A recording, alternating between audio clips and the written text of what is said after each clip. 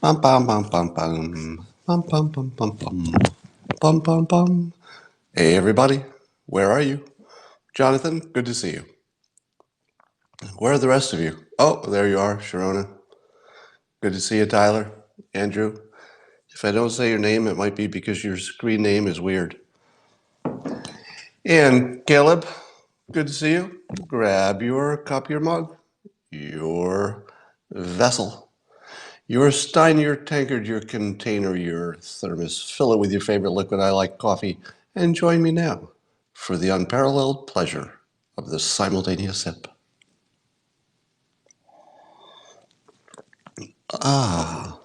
If I seem sleepy today, it's because I'm sleepy today. I overslept. So I'm just catching up with things. Of course, the big news is the fire at Notre Dame, or is it Notre Dame? I don't know how to say that. Notre Dame or Notre Dame?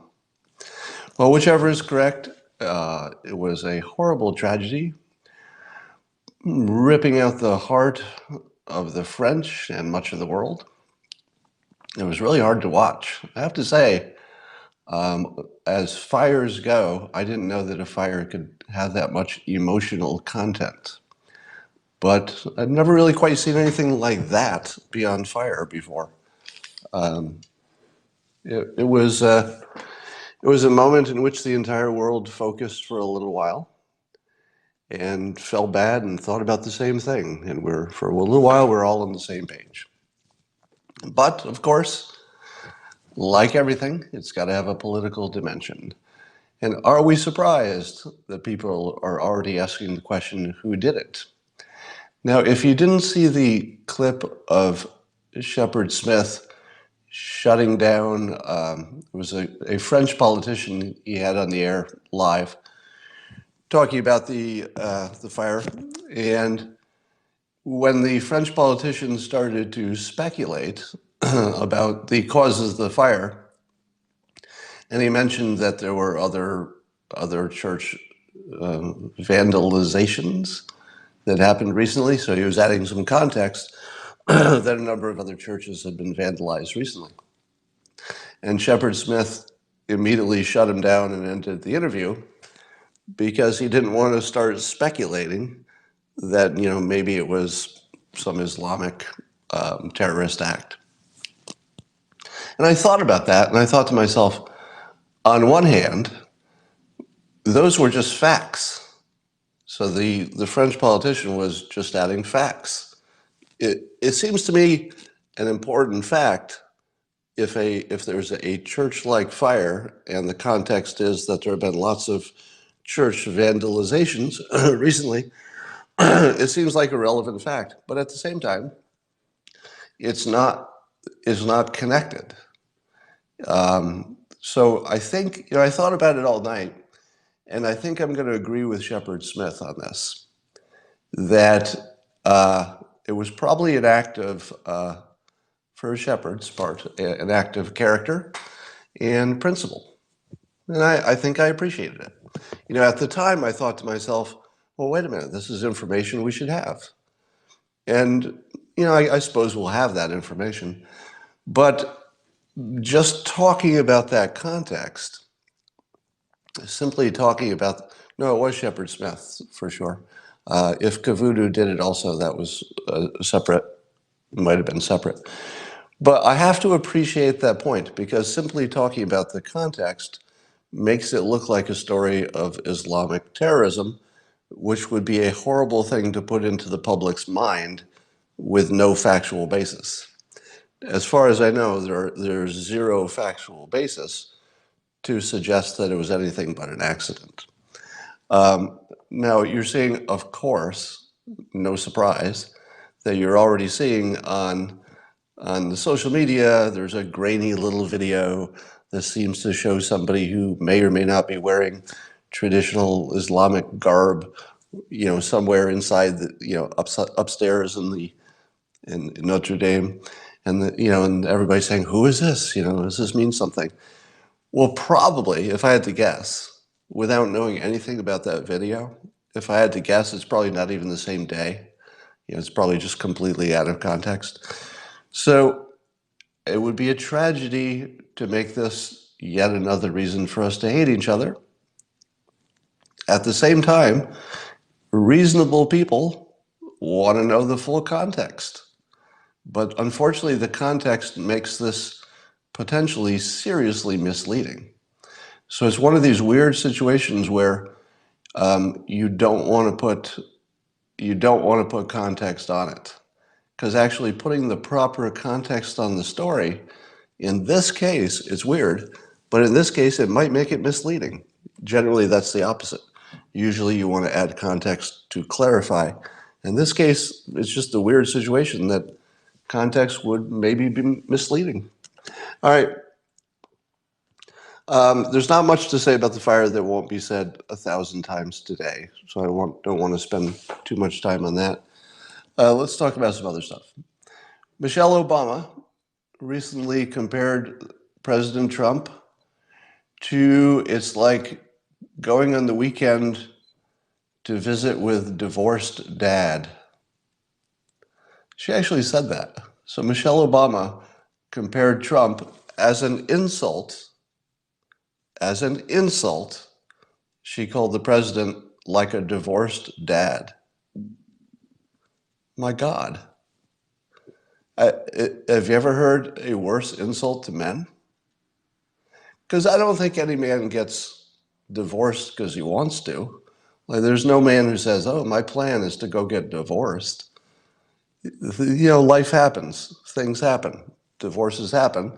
And half of the people who get divorced are men, roughly speaking. So for her to use as an insult that it's like he's a man who got divorced is a really deep insult.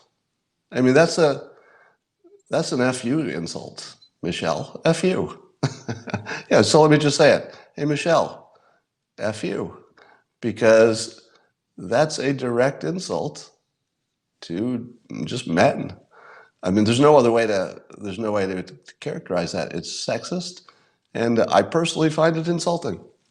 And by the way, I would not accept an apology for that. I don't think she'll offer one. But if she did offer an apology for insulting men, I don't think I would take it, because the insult was intended as an insult. It wasn't something she said carelessly. It was a considered statement that men suck. And if they get divorced, somehow that's their fault, I guess, and that they suck even worse because they got divorced. I'm trying to hold back because I want to just completely unload on her right now. But you've got to be a pretty bad piece of shit to say something like that in public. I mean, that's low. That's really fucked up. All right, sorry, I couldn't. I tried to not swear because I promise you, I'm trying to do less of that. But sometimes you just have to. I mean, that's a messed up thing to say, really. All right. What else is going on? I put some things in my title, so you might have to remind me, because I can't see the title of my own podcast anymore. What else is going on? CNN has once again used a deceptive edit, and once again, CNN is spreading the fine people myth. And this time, I guess it was on Chris Cuomo's show, and he had a guest whose name doesn't matter. I'm not even going to mention the names of people who spread this hoax, because I don't even want to give them attention. I would hate to live in a world where you actually thought the fine people thing really happened. Can you imagine that? What would that be like, to be in such a delusional state that you believed you lived in a country, like right now, that you lived in the United States, and to actually believe that the president was a monster, who's like a racist monster, like an actual, not trying to hide it, completely, overt racist monster. The CNN guest appeared to me sincerely like she believes she's living in that reality, when indeed we have never been in as good a shape as we are right now. Think about that. The United States has never been as good as it is right now. This is the best we've ever been now, and looks like it's getting better. And some part of the country thinks they're living in some kind of a, gulag hell. So yeah, somebody was pointing out Cher's comment, which of course made the news. Let's see if I can find that. So Cher came back. I guess she didn't like it that one of her tweets looked like she was supporting the president's immigration policies. That's gone already. Oh, maybe it's over on Fox News. I'm sure it would be on Fox News. They would like that sort of thing. Oh, damn it. Where is it? Cher. I just saw it the other day. Cher. There it is. Cher blasts President Trump. All right. So the setup was that her prior tweet, she said, I understand helping struggling immigrants, but my city, Los Angeles, isn't taking care of its own. What about the 50,000 plus American citizens who live on the streets? So in one tweet 21 hours ago or longer, Cher was saying that we should take care of our own instead of the immigrants. Trump cleverly retweets Cher. So Trump retweets it and says, I finally agree with Cher, exclamation mark, which of course she couldn't let that stand. So she has to follow up and she goes, Cher says, I agree, ... The Dems still don't get that they're playing politics and Trump's playing butcher your enemies and create constant mayhem. What has Trump done lately that looks like butchering your enemies and creating mayhem?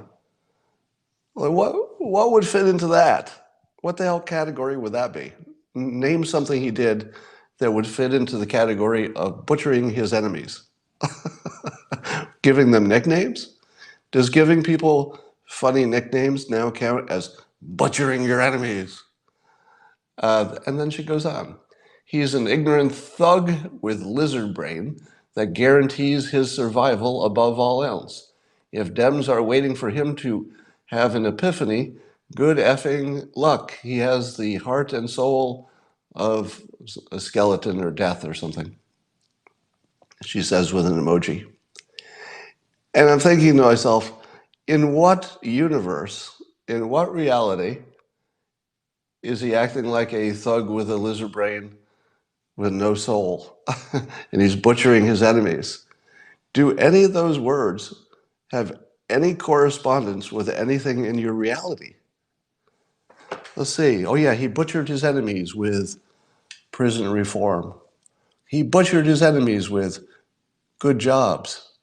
He butchered his enemies by literally reducing the military presence in other countries. Unbelievable. All right, what else is going on? Can somebody remind me what I put in the title of my own Periscope? Because I said to myself, I'll put these things in the title, and then I won't have to remember them.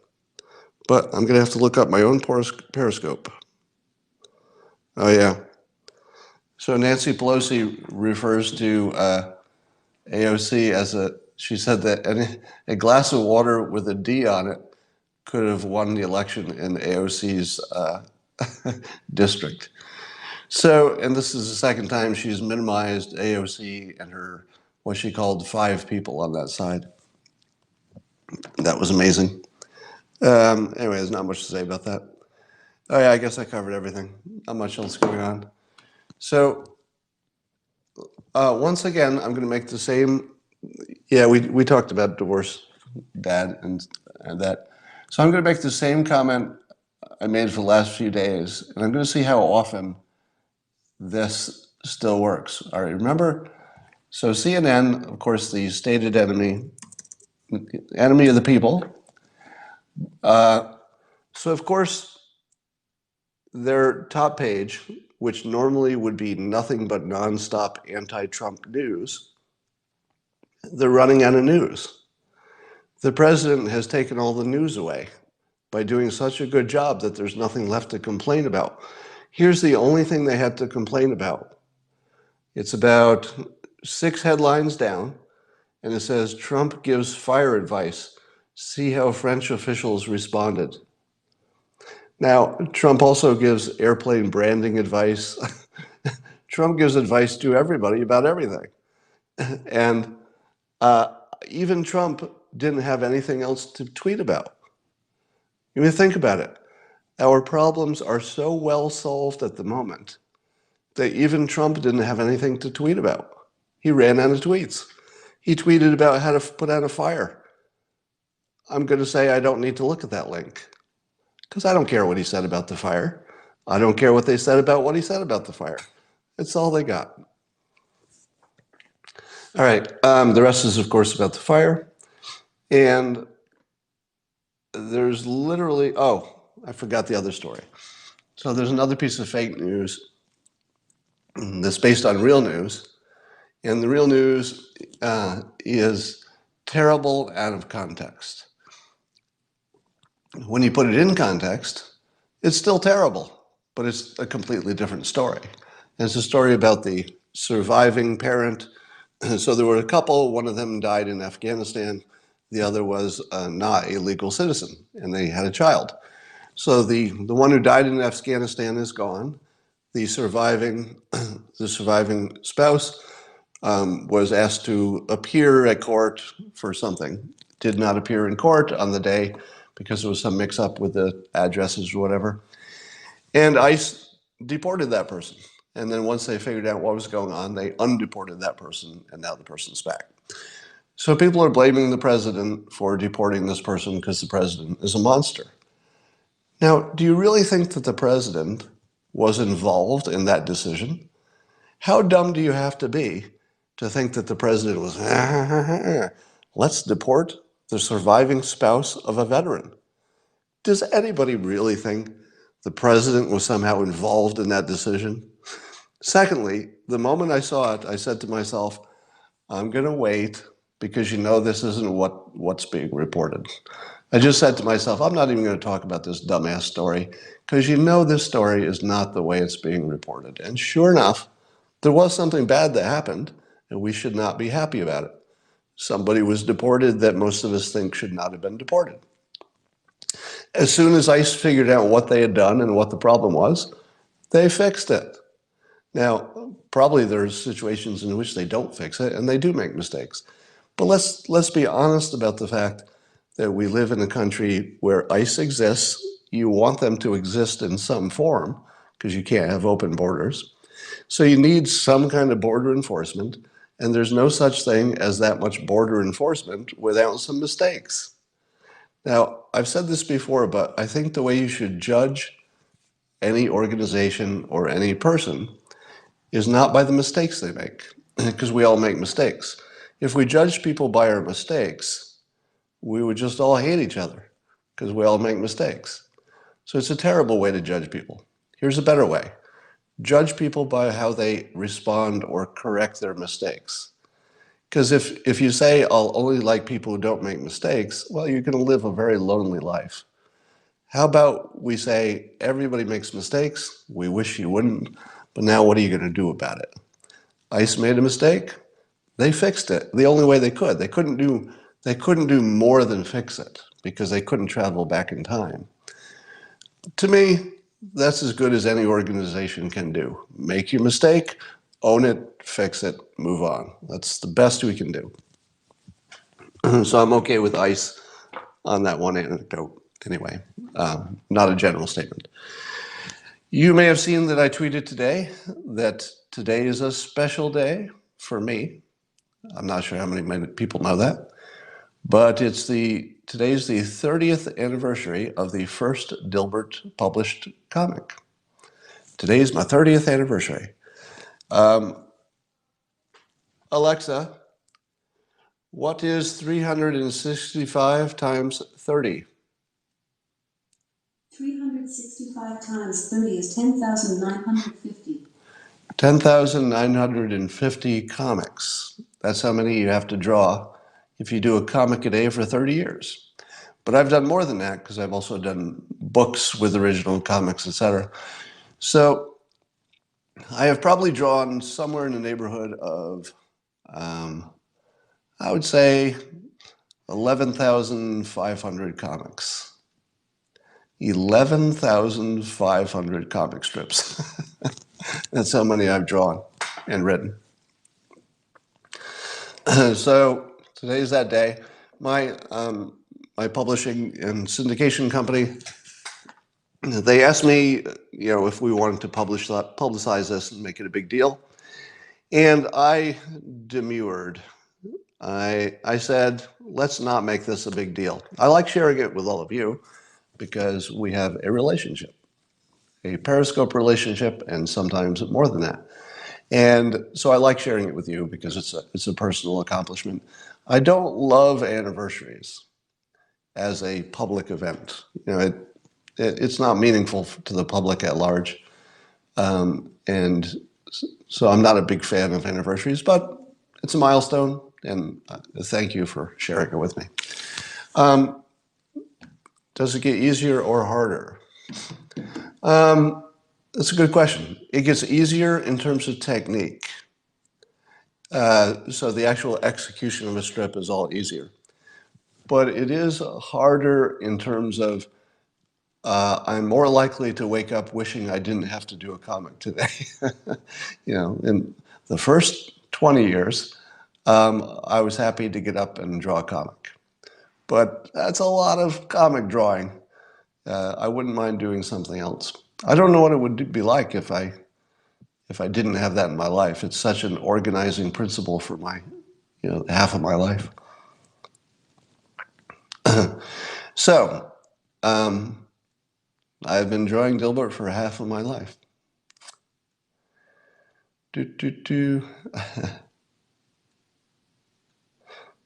All right, thank you. Is there anything else going on you want to talk about? Given that we have... Oh, let's talk about Bernie Sanders. So Bernie Sanders does his town hall, and I was very disappointed in Fox News because when they talked about climate change, I don't remember I think Bernie said we should phase out nuclear. We should phase out nuclear toward green stuff. But here's the thing. Neither Bernie nor the hosts, was it Brett Baier and Martha McCallum, what they needed to do, and this should be sort of advice for anybody who's talking to the candidates from this point on. If you have a conversation with a presidential candidate for president, and you do not ask them, what do you think of Generation 4 nuclear? And you let that candidate answer a question as if the nuclear power option is the old nuclear power that we already have that's problematic, and even most of us would like to phase out, just for danger reasons. If you let them answer the nuclear or even the climate question without directly saying, but what do you think of the new technology that doesn't have the meltdown risk and can use waste from other nuclear plants as its fuel? What do you think of that? If you don't ask that specific question and make sure that you've carved out that Generation 4 is not your grandpa's nuclear technology, you haven't asked the question. So I'm going to say that Fox News, they failed on that point. Their hosting duties, they failed hard. Not only did they fail, I hate to criticize the hosts of anything, but keep in mind, if climate change is the risk that we think, the risk that the scientists think, that's one of the biggest errors that civilization could ever make, which is not to inform the public and not to ask our candidates what are they doing about it when there's only one solution that we know of. All right? That is a big, big problem.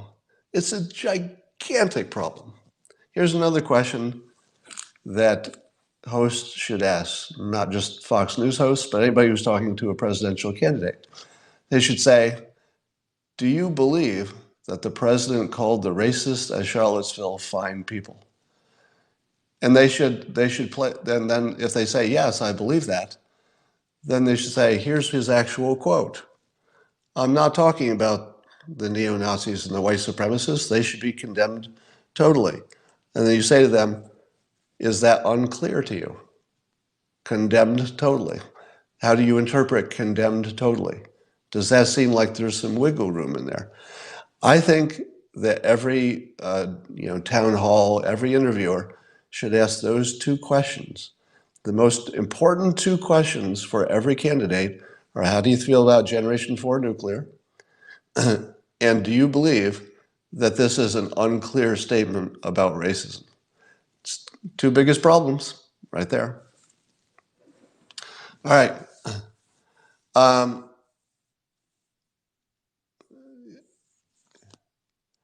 Yeah. Oh, somebody says they're seeing people start to wake from their TDS. What's a linguistic kill shot for Buttigieg? I'm not going to tell you the linguistic kill shot for Mayor Pete, because I don't think you need one. Here's the problem. In your mind, when you say to yourself, my God, he's a tough matchup. Because you say to yourself, all right, Mayor Pete, he can speak all these languages, he went to Harvard, he's an intellectual, he's so smart.